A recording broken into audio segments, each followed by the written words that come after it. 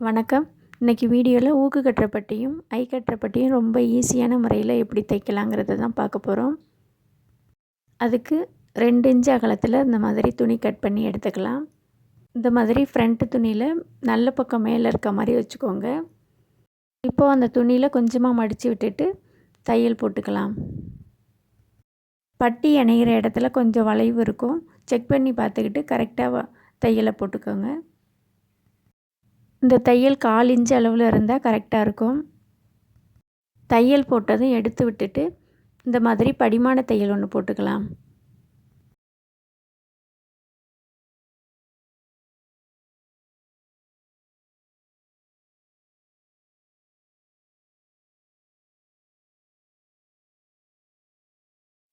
இப்போது இந்த மாதிரி கொஞ்சமாக மடித்து விட்டுட்டு ரஃப்பாக ஒரு தையல் போட்டுக்கலாம்.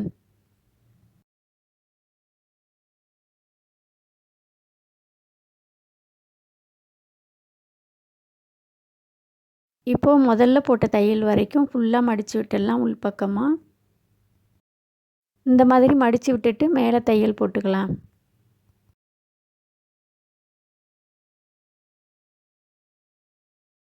இப்போது 2 தையல் போட்டாச்சு. இந்த இடத்துல டாட்டா அடிச்சுக்கலாம், துணி பிரிஞ்சிடாமல் இருக்க. இப்போது ஐ கட்டுற பட்டிக்கு ஒரு 5 இன்ச் அகலத்தில் ஒரு துணி எடுத்துக்கலாம்.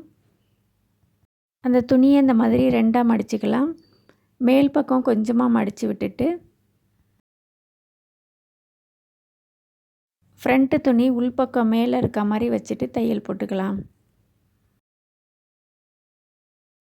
இப்போது அந்த துணியை அப்படியே நல்ல பக்கம் திருப்பிக்கலாம்.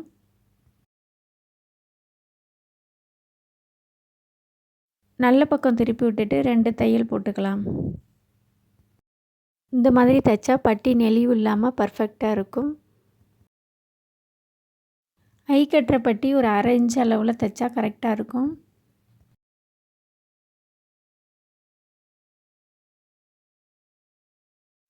இந்த இடத்துல துணி பிரிஞ்சிடாமல் இருக்க டாட்டா அடிச்சுக்கலாம்.